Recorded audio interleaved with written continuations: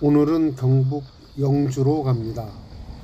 시청에서 7시에 출발해서 이른 시간에 집을 나섰습니다. 가을이라 그런지 이른 시간인데도 시청역에는 사람들이 많았습니다.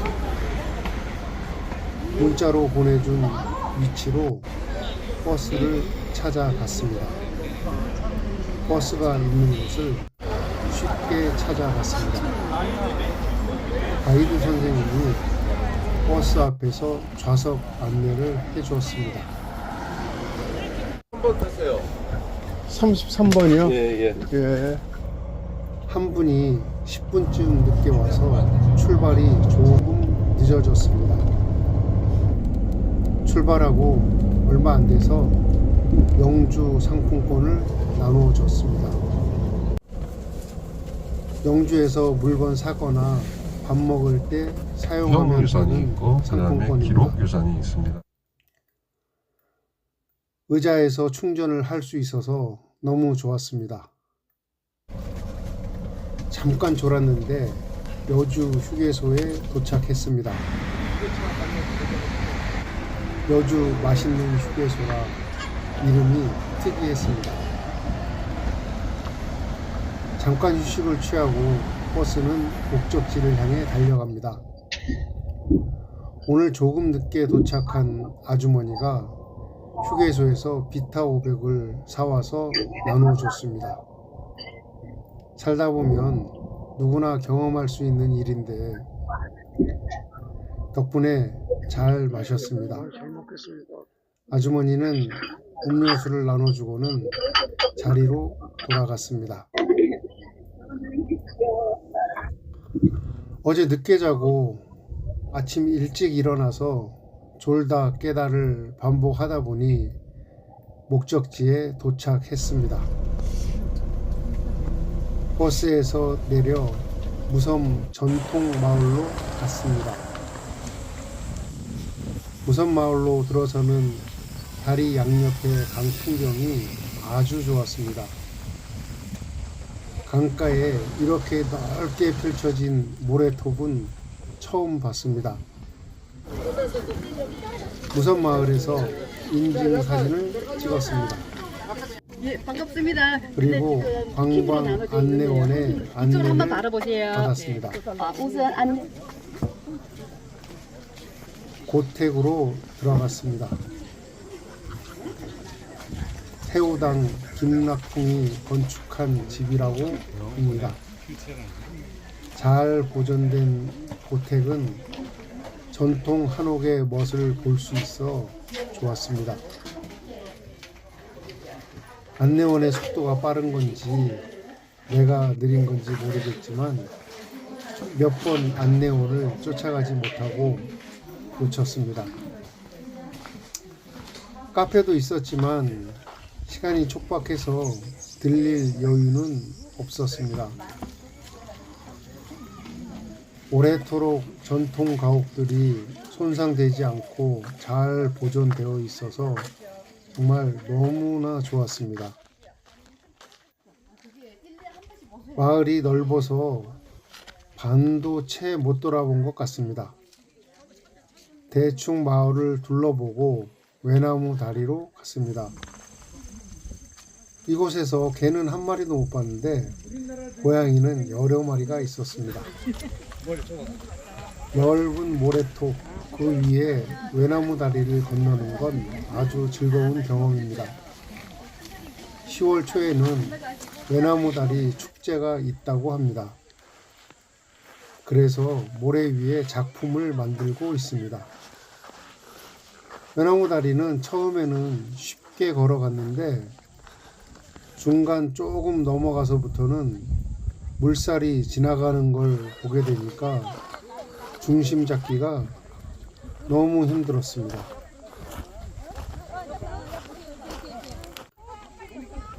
반대편에서 오는 사람들이 있을 땐 보조다리가 있는 곳에서 기다렸다가 사람들이 지나간 뒤에 지나가면 됩니다. 다들 쉽게 잘 건너가고 오는데 중심 잡기가 너무 힘들어서 몇 번을 주저앉고 쉬었다가 조금 가고 쉬고를 반복해서 모래 백사장도 좋았고 깨끗한 강물은 정말이지 너무너무 좋았습니다. 이 마을에는 우물이 없는데 강물을 떠다 마셨다고 합니다. 지금은 수돗물을 사용한다고 합니다. 나만 어렵게 다리를 겨우 건넜습니다. 물에 빠지는 사람들이 많다고 하는데 다행히도 다들 무사히 건너 버스 주차장으로 갔습니다. 방법은 두 가지입니다. 영주 풍기 인삼시장으로 갔습니다. 이곳에서 사진을 찍고 점심을 먹으러 갔습니다.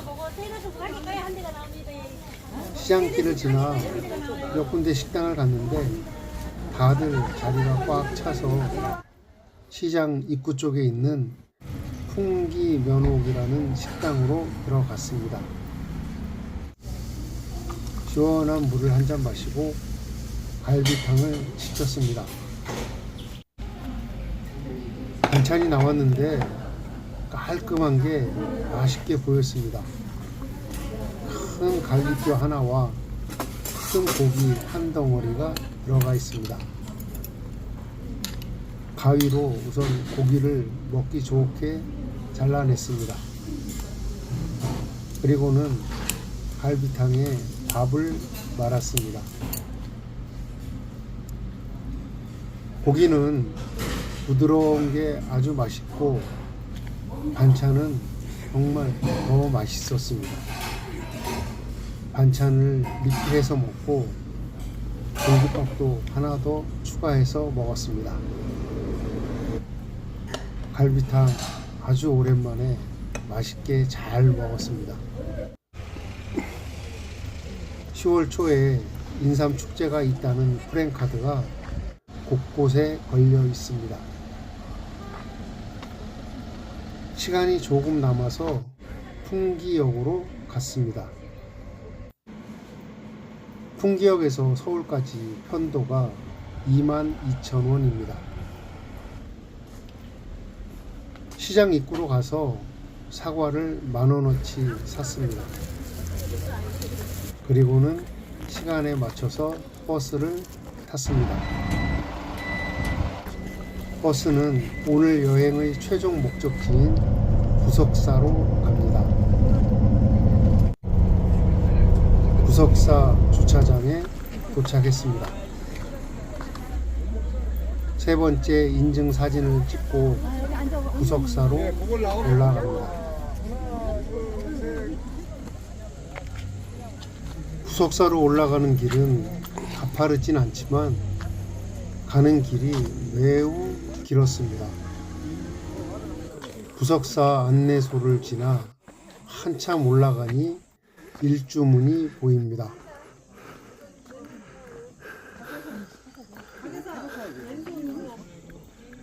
위로 올라가니 향긋한 버섯 시식을 하고 있습니다. 맛있긴 한데 들고 올라갈 수 없어서 사진 않았습니다. 소금만 찍어 먹어도 아주 맛있었습니다. 사과가 주렁주렁 열려 있습니다. 천왕문을 오르는데 계단이 가파라서 조금 힘들었습니다. 천왕문을 지나 오르고 또 오릅니다. 천왕문보다 더 가파른 계단이 계속 있습니다. 저 앞에 범종각이 보입니다. 범종각은 영조 22년에 불에 타서 없어졌는데 영조 23년에 다시 세웠다고 합니다.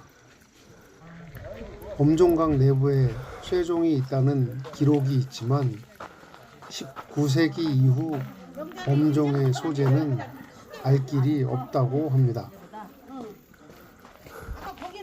범종각을 지나니 안양문이 보입니다. 이 안양문을 지나면 천년 고찰 무량수전이 나옵니다. 안양문은 나무로 볼을 세우고 만든 건물인데 그 모습이 감탄을 자아냅니다. 무량수전을 보는데 그 수려함에 감탄이 절로 나왔습니다. 무량수전 앞 석등은 돌로 만들었다는 게 믿어지지가 않습니다. 단조로운 노란색과 주황색, 그러나 완벽한 채색을 보였습니다. 화려한 채색이 전혀 없는데도 이렇게 멋진 건 처음 봤습니다. 나무만으로 이런 분위기가 가능하다는 걸 보게 되어서 부석사를 만난 이번 여행은 정말 너무나 좋았습니다. 사찰 아래 펼쳐지는 산세 풍경도 기가 막힙니다. 안양루에서 펼쳐 보이는 산세는 뭐라 말로 설명하기가 쉽지 않습니다.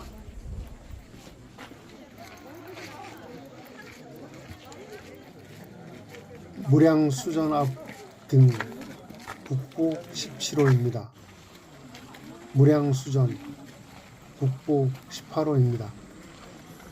3층 석탑 보물 제249호 건물과 더불어 모든 것이 국가 보물들입니다.